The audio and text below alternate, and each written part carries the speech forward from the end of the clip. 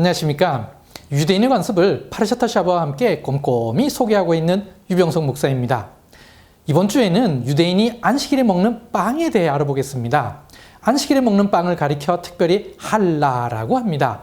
히브리어에 일반적으로 빵을 뜻하는 레헴이라는 단어가 있습니다. 이 단어가 들어간 대표적인 지명이 베들레헴입니다. 빵집이라는 뜻이죠. 그런데 안식일에 사용하는 빵은 레헴이라고 하지 않고 할라라고 합니다. 뭔가 다르죠? 왜 그럴까요? 사실 그 이유도 성경과 연관이 있습니다. 성경에 할라라는 단어가 나옵니다. 민수기 15장 20절을 읽겠습니다. 너희는 처음 익은 곡식가루 떡을 거제로 타작마당의 거제같이 들어 드리라. 이 구절의 히브리어 본문은 해석하기가 쉽지 않은데 한국어로는 이해하기 쉽게 번역이 아주 잘 되어 있습니다. 이 구절에서 떡에 해당하는 단어가 바로 할라입니다. 할라가 독립형으로 나오는 구절은 이 구절이 유일합니다. 다른 구절들에서는 복수 형태 혹은 연계형으로 나옵니다. 곡식가루에 해당하는 히브리어는 아리사인데 성경과 탈무드 히브리어에서는 주로 반죽을 뜻하는 단어입니다. 그러니 이 구절을 풀어서 해석하면 너희는 처음 익은 곡식가루로 반죽을 만들어 그것으로 떡, 즉 빵을 만들어 타작마당의 거제로 들어 올려서 드리라는 것입니다. 할라의 뜻을 이해하는데 도움이 되는 대표적인 구절 하나를 더 소개하겠습니다. 사무엘하 6장 19절입니다.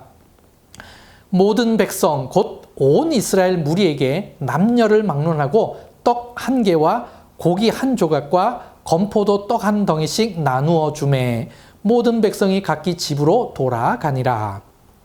이 구절은 다윗이 언약궤를 예루살렘으로 들어올린 후 하나님께 큰 번제를 드리고 난 후에 참여한 백성에게 음식을 나누어 주는 것을 묘사한 것입니다. 이 구절에 떡 한 개라고 번역된 히브리어가 할라트 레헴 아하드입니다. 할라트는 할라의 연계형입니다. 그 다음 단어인 빵에 해당하는 레헴과 합성어를 이루었습니다. 굳이 직역을 하자면 할라라는 빵 한 개라고 할 수 있습니다. 그래서 이 구절을 통해 할라는 일반 빵과는 다른 특별한 빵인 것을 알 수 있습니다. 이 특별한 빵 할라의 중요한 용도를 알 수 있는 구절이 있습니다. 레위기 24장 5절입니다. 너는 고운 가루를 가져다가 떡 12개를 굽되 각 덩이를 10분의 2 에바로 하여. 이 구절의 떡 12개에서 떡에 해당하는 히브리어가 바로 할로트, 즉 할라의 복수형입니다. 이제 분명해졌습니다. 일상생활에서 식용으로서의 빵은 레헴입니다. 할라는 성막에 진설병으로 전시되어 있던 특별한 12덩어리의 빵을 가리키는 단어입니다. 이제 안식일 빵으로 알고 있는 할라가 성경에서 원래 무엇을 의미하는지 이해하셨을 것입니다. 안식일에 할라를 먹는 것은 이스라엘 백성이 출애굽때 하나님께 거제로 제사드리던 것을 기념하는 것이고 성막의 진설병을 기념하는 것이라고 할 수 있습니다. 이 원리를 이해하면 다른 부분은 쉽게 이해할 수 있습니다. 첫 번째, 할라의 모양은 왜 그럴까요? 할라는 마치 댕기머리를 땄듯이 오돌토돌 서로 꼬여 있습니다. 긴 줄 모양으로 만든 밀가루 반죽 6개를 서로 꼬아서 만들었기 때문입니다. 이렇게 만든 할라 2개를 안식일 만찬에서 먹습니다. 할라 1개에 긴 줄 모양 반죽 6개가 들어갔으니 할라 2개면 긴 줄 모양이 12개가 들어간 것입니다. 할라의 모양이 결국 12지파를 상징하는 것이고 또 진설병 12개를 상징하는 것이 됩니다. 두 번째로 2개의 할라를 준비하는 다른 이유가 또 있습니다. 그것은 출애굽 때의 만나를 기념하기 위함입니다. 평일에는 하루치 만나를 거두어 드렸지만 안식일 전날에는 안식일을 위해 이틀치를 거두어 드려야 했습니다. 결국 할라는 하나님께서 이스라엘 백성을 위해 준비해 주신 만나를 상징합니다.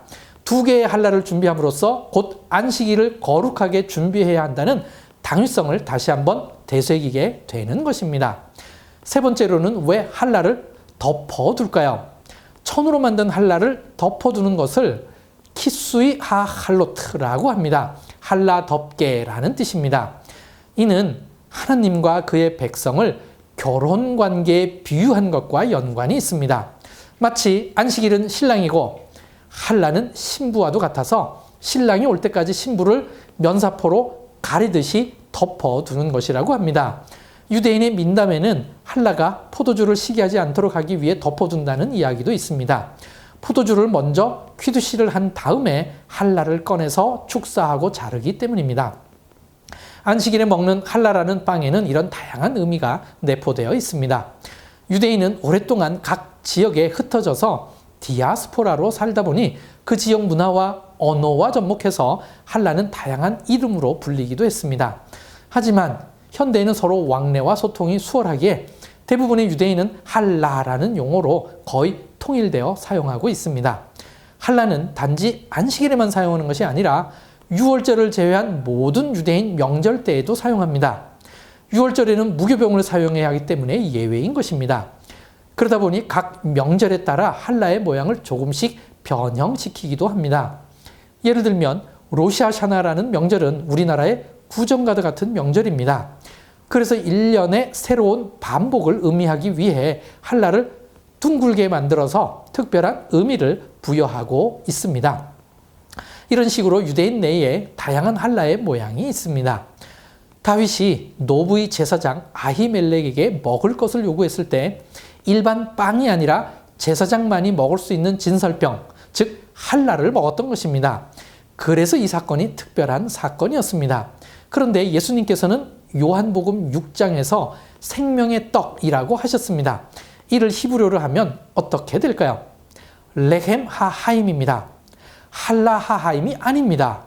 예수님은 제사장만이 먹을 수 있는 한라가 아닙니다. 예수님은 안식일에만 먹는 한라도 아닙니다. 항상 매 순간 필요한 양식으로서의 생명의 떡입니다. 요한복음 6장 51절을 읽겠습니다. 나는 하늘에서 내려온 살아있는 떡이니 사람이 이 떡을 먹으면 영생하리라. 내가 줄 떡은 곧 세상의 생명을 위한 내 살이니라 하시니라. 우리에게는 안식일에만 먹는 한라가 필요한 것이 아니라 우리의 생명을 살리는 예수 그리스도의 생명의 떡이 필요합니다.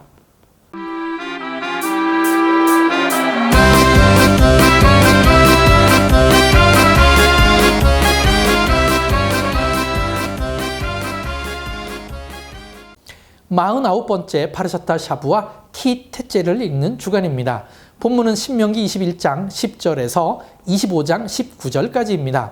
제목 키테째는 내가 나가서 뭐뭇 할 때라는 뜻입니다. 본문에서는 이어지는 단어와 함께 내가 나가서 적군과 싸울 때에 라고 번역되어 있습니다. 키테째의 주요 내용은 다음과 같습니다. 여자 포로를 아내로 삼는 법, 장자의 상속권, 순결에 관한 규례, 이혼과 재혼, 죽은 형제에 대한 의무 등입니다. 신명기 21장 10절에서 14절은 여자 포로에 대한 규례입니다. 이 규례는 앞으로 있게 될 정복 전쟁을 대비한 것이라고 볼 수 있습니다. 하나님께서는 인간의 연약함을 알고 계시기에 여자 포로에 대한 특별한 규례를 주신 것입니다. 아무런 규제 없이 아무나 원하는 대로 여자 포로를 취하는 것이 아니라 엄격한 규칙 하에 허용 규정을 두는 것이 백성 전체를 위해 유익하기에 이 규례를 주신 것이죠. 바벨론 탈무드 키두신 21절과 22절에 이 구절에 대한 미드라시적 해석이 있습니다. 성경의 각 표현에 대해 아주 구체적으로 해석해 놓았습니다. 1. 먼저 신명기 21장 11절에 내가 만일 그 포로 중에 아리따운 여자를 보고라는 구절이 있습니다.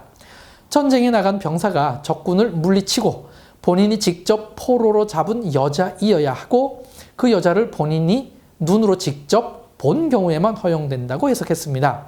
아직 전쟁 중이거나 혹은 다른 병사가 사로잡은 여자 포로는 해당되지 않는다는 것입니다. 2. 그 다음에 그에게 연연하여라는 구절이 있습니다. 이는 오로지 병사의 주관적인 판단에 따른 것입니다.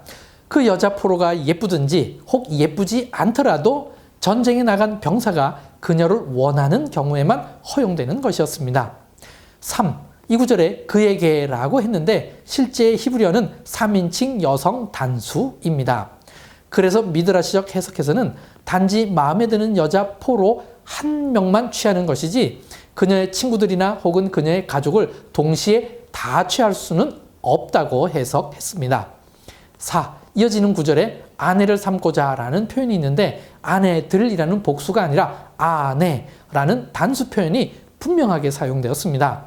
그래서 앞의 세 번째 설명과 유사하지만 포로가 여러 명 있어도 반드시 한 명하고만 혼인이 허용된다는 뜻으로 해석했습니다. 5. 신명기 21장 12절에 그를 내 집으로 데려갈 것이요 라는 구절이 있습니다.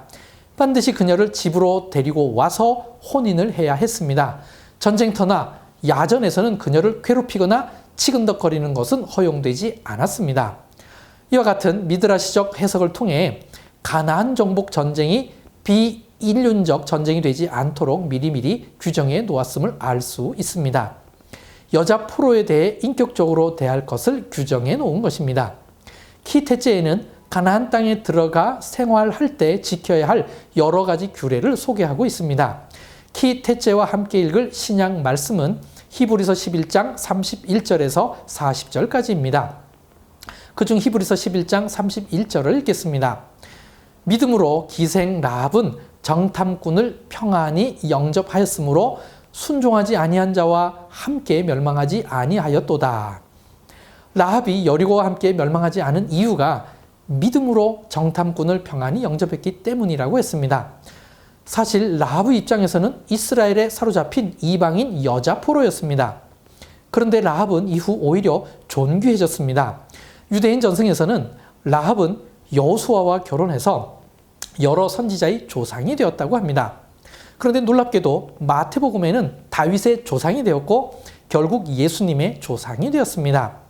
이 구절을 근거로 유추해 본다면 아마도 키테째에 나오는 이방인 여자 포로에 대한 규례를 실제로 잘 지켰기에 라합이 이렇게 될 수 있었을 것이라 생각합니다. 히브리서에서는 라합의 행동을 믿음으로 해석했습니다. 유대인이냐, 이방인이냐 혹은 포로이냐가 중요한 게 아니라 믿음이 중요한 것입니다. 결국 생명의 떡이신 예수님을 생명의 근원으로 받아들이는 그것이 바로 믿음입니다. 그래서 그 믿음의 결과로 우리에게 진짜 생명이 보장되는 것입니다. 생명의 떡이신 예수님에 대해 바른 신앙 고백이 있는 한 주간 되시길 부탁드립니다. 감사합니다.